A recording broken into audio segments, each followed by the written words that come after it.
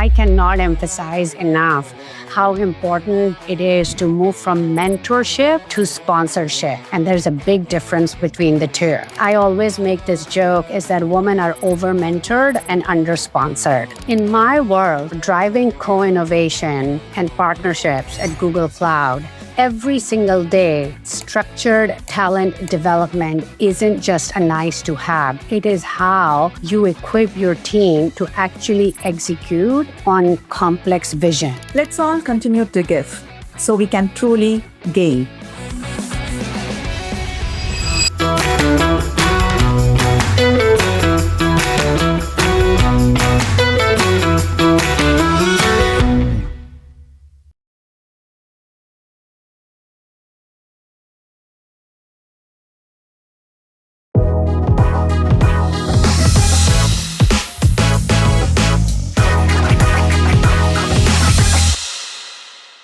Giving is not a subtraction. It's intentional multiplication. Hi, everyone, and welcome to the special edition of Beyond Possible Dialogues, International Women's Day 2026 special.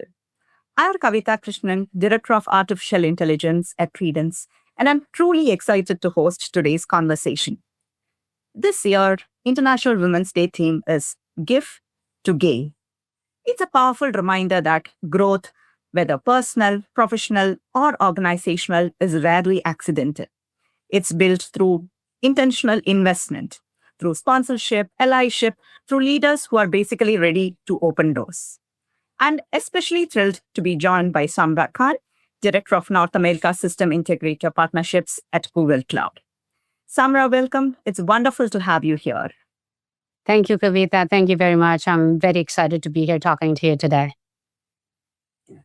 Samra, your leadership at Google Cloud puts you at the intersection of AI innovation and massive stakeholder ecosystem. In the spirit of International Women's Day and the Give to Gain philosophy, we know that growth is rarely a personal or a solo journey. Can you share a time when someone's investment in you through coaching or a specific opportunity acted as the catalyst for your career? How was that true gift shape the way you have given back to your team today? Yeah, thank you, Kavita, for asking the question. You're absolutely right, especially in the AI space. You can't really build your career or your growth without having sponsorship or partnership. However, a story that comes to my mind is early on in my career, I was working for a late stage startup. And there is a new opportunity that came along within the organization. And even though I was not 100% ready for it at the time, my boss or my manager decided to give me that role because he truly believed in stretch assignments and focused on the leaders for tomorrow rather than focusing on the experience of the past. And actually, that opportunity taught me very early on that you always want to go into opportunities and take roles from day one where you are challenged, not roles and responsibilities where you are actually comfortable doing the job and you know the job, because the growth happens when we are uncomfortable. The growth doesn't happen then when we are comfortable. And I'm truly appreciative that I got that opportunity at the time where I was given a role that I did not possess all the skills or the experience for at the time, but there is a level of deep trust, and there was somebody who saw the potential in me on what I can do if challenged in the right way, coupled with advice and mentorship. And I think that's an opportunity we need to give and pass it on to everybody. The give in this is that particular experience completely shaped my DNA as a leader because someone gave me that access. My focus today is on intentional multiplication of exactly just that. And that's why I'm so deeply invested in, leading any programs that exist internally within Google or outside around talent development and around growth and empowerment of the woman. And I continue to use and leverage my platform and support from my company, whether it is, through sitting on boards of various different women in tech organizations, whether it is participating on different speaking engagements, or whether it's mentorship and support through other opportunity, because I think it's extremely important for women to be seen, to be heard, and for us to develop that next generation of emerging leaders and entrepreneurs. And quite frankly, in all of this, the gain for me is that how do I tie this back, to the business, and whether it's an AI world or technology world in general. But the most beautiful part is that this gift to gain theme isn't just a philanthropic exercise that we do in March and then we sort of move on from it. It's a business imperative. Like, leading teams with empathy directly drives success, and it brings, diverse perspectives to the table, which sparks more innovative joint offerings, especially very, very crucial in AI right now. And ultimately, it is accelerating the business across the board. So for me, the give opportunity is there to drive gains in a much stronger way for a more resilient tech ecosystem. That's very great to hear. I think the point is, on March, it's not about flowers, slogans, or hashtags. It's building or rebuilding that DNA of a true leader. Uh, I think, should become the motto of March than all the other aspects. If you think from a broader perspective, like if you consider the AI landscape as a whole, there's something very striking. We are in that AI era where everything is reshaping all the industries that is around us, yet women remain underrepresented in the rooms where data strategy and AI decisions are made. With, if you take the statistics, with women just accounting to less than 1/5 of the AI leadership roles globally, I personally feel leaders are leaving the talent, perspective, and value on the table. And as you think of this year's IWD theme, Give to Gain, how should leaders, in your opinion, rethink investment in their data and AI leadership pipeline? Kavita, look, you hit the nail on the head, right? Recent data shows that while women make up about 22% of the global AI talent pool, the number drops to less than 15% of the global AI talent pool when we're talking about executive AI roles. So it's fairly low. To me, that isn't just a diversity problem. To me, it is actually an crisis. And what do I mean by intelligence crisis? I mean, AI reflects the priorities of the people who design and who deploy it. Right? You're living and breathing it on a daily basis. If we have a narrow leadership and even executors pipeline, we will get a narrow problem framing. We risk then hard coding biases into the systems that are supposed to be the drivers of our future, so to speak.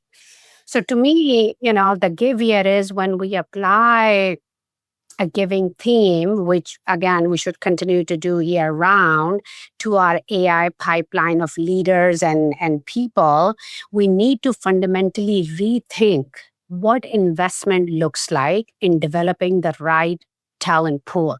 It is not just about passive hiring, it is about actively giving resources.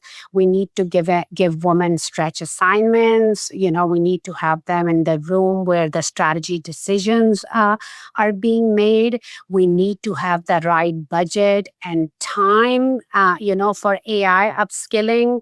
And we need to give them active vocal sponsorship in the room. I cannot emphasize enough how important it is to move from mentorship to sponsorship. And there's a big difference between the two. And I always make this joke is that women are over mentored and under sponsored. In my world, driving co-innovation and partnerships at Google Cloud, um, every single day, a structured talent development isn't just a nice to have. It is how you equip your team to actually execute on complex vision. And complex vision could specifically be translated into a complex vision for AI, which we all know whoever is in the tech industry right now, everybody, has that as a number one priority on the board. In terms of the gain, I think the innovation and the market penetration and the gain because of this is undeniable for any company or any enterprise who's going to invest in the diversity pool and women growth. When we intentionally invest in this pipeline, whether that is internally within our orgs or by lifting up the external ecosystem, like I'm involved in some of them, whether it be anitaB.org or Grace Hopper or Women of Women in Tech, or investing time in having conversations with our partner leaders and executive, we gain a massive competitive advantage because diverse AI leadership ensures that innovative solutions that we bring to market actually connect with all end users, not just certain, demographic or region or gender end users. We give access, the training, the trust, we get more robust, we get ethical and highly profitable. And I think ultimately, it drives top line for the companies that take that approach. And I think one statement that truly resonated with me is the mentorship versus the sponsorship approach. And truly everybody hears that, okay, I can be your mentor, we can have some senior leaders mentor the young women to become leaders. But truly, are we giving that sponsorship that is required? That's still an open question to many organizations that we see. And in both of the leadership summits, probably on the dais, we see one woman out of a group of 5 or 10 men sitting there and talking.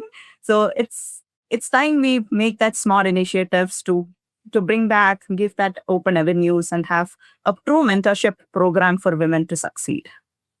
Correct. I think I might coin, or patent the term over-mentored and under-sponsored. That's truly correct. I think you deserve a patent for that. We often talk about empowerment as something philosophical, but real impact comes from systemic action. And even when you were answering your previous question, you spoke about how systemic action is required. From your perspective, what are the most effective ways organization can actually intentionally build and sustain women leadership pipeline in data and AI? I think there's a couple of different things. So number one, look, philosophy is a great starting point or a starting line, but it takes operational rigor to actually cross the finish line. If we want to build and sustain women's leadership in data and AI, we have to stop treating this as a diversity thing, and we have to stop treating it as an HR initiative and start treating it like a core business strategy. From what I've seen works at the highest levels is like real impact comes down to institutionalized sponsorship that we talked about a little bit earlier. First, internally, we have to institutionalize how we grow talent. We need to move away from the idea of casual coffee chats, networking, and really build structured talent development programs. Organizations, really need a framework that allows employees across the entire org to deliberately explore personal growth. Secure, active mentorship, not saying it's not important, it's absolutely important and works in many, many cases. And get really matched with stretched assignments, right? Who's challenging you? Oh, you're doing this a great job for next 5 years. How about now it's time, for me to learn or do something new and different. And we have to operationalize sponsorship so that advocating for women isn't, especially in AI, isn't just left to chance. Secondly, leverage the ecosystem. External organizations must leverage their platform to support the broader tech ecosystem, right? So there are companies in the position where they're able to do more compared to other companies that are able to do less.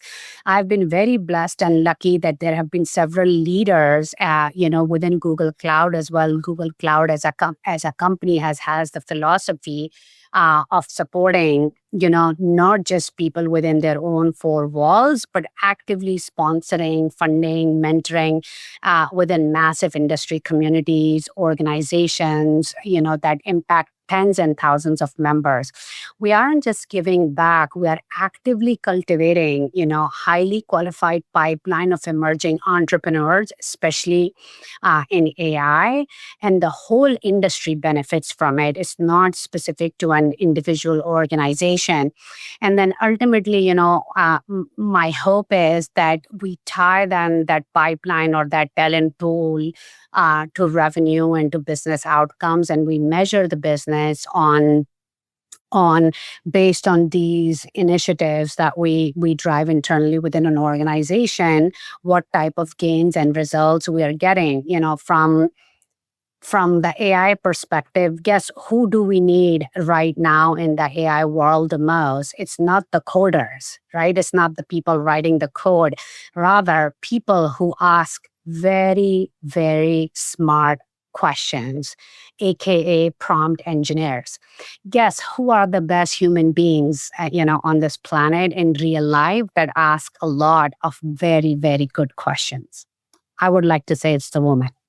What comes to my mind when you told about asking questions is, while I was back in my school days, my teacher told, Kavita, you ask questions like boys. And that struck me. I didn't like that statement, but I think boys ask questions very differently, very intelligently. And with that notion of asking boys the intelligent question, I personally did not like. I think girls ask more questions, drill down questions, which are more relevant in the AI systems, not just superficial questions, asking the right questions at the right time and making sure the answers also aligns to what their thought process is. And definitely women excel in that, I believe. Samra, there is no question the conversation around women in data and AI has evolved. Visibility is definitely higher. The intent is clearer than ever. But from your vantage point, where have we genuinely moved the needle? What are the gains we have collectively achieved in maybe last couple of years? Yeah, absolutely. Look, it's not all doom and gloom. I think we've come a long way in the last decade compared to where we were. While we talked about the baseline data around, women's representation in AI is fairly low, especially even in the leadership. But as a data-driven leader, I don't just look at the baseline, I also look at the velocity, right? And the velocity of change over the last 2-3 years has been incredible when it comes to women. So let's talk about how that is. Number one, rapid AI adoption. First, we're seeing a massive gain in user adoption. And when AI first exploded onto the scene, there was this noticeable sort of trust and adoption gain between men and women. But recent data heading into 2026 shows that women adoption of AI tools has grown more than, double than the rate of men, rapidly closing that gap. So this is a critical win. You know why? Because today's power users are tomorrow's builders and strategists. So I think I see that as a very positive sign. I mean, the second thing is that we have to start leading the next phase of AI. And what do I mean by that? We've moved the needle on where women are leading. We aren't just fighting for a seat at the table anymore. We're actively defining enterprise rules of engagement. If you look at the most influential voices in shaping AI right now, are specifically in the AI governance, in ethical scaling, in sustainability around energy, around workforce productivity, and around employee enablement. Women are the ones that are actually leading those conversations. So there are leading indicators that if women are leading the charge on ensuring AI is deployed responsibility, and that will drive profitability as well across the globe, then I think we're in a pretty good shape. And I think our future is really bright. I think that's why it's very important to have the infrastructure of giving. The biggest thing for me is the sheer power of the ecosystem. I cannot emphasize enough on it. Maybe a decade ago, being a woman in data or AI, often meant being the only one in the room. I think today, through several different organizations, I talked about, AnitaB.org, or like Women of MENA in Tech, or, there's Women in Data, there is like Girls Who Code. There's several that are out there that have built that infrastructure and support. And like I encourage all women, to do two things. Number one, join these organizations. And number two, if you are in a position, uplift others with you, because we have all heard, right, that rising tide lifts all, sort of all ships. So we really need to share our playbook, pool, what we're doing as a group, and really, make the isolation for women in the world of AI or in the world of tech in general go away, because what we're looking for is a collective power that is ultimately a 10x multiplier for growth for women. I truly liked two aspects from your playbook. One, to make sure you join all these initiatives, and to make sure it's like everybody around you is also uplifted to the next level. That truly shows why such leaders are there in Google Cloud. Sandra, it's so happy to have you mentor each of us and make us understand how important it is to cultivate that thought process in each of us, to make sure we participate and at the same time give and gain more thought leaders in this area. To close our conversation on Give to Gain, we know that the biggest breakthroughs happen when leaders take a big leap of faith. Outcomes are never 100% guaranteed, but still we do it. And if you had to challenge all our listeners here today, whether they are aspiring leaders, managers, or executives, what are two specific investments they should make it right now to meaningfully accelerate women into the AI leadership roles?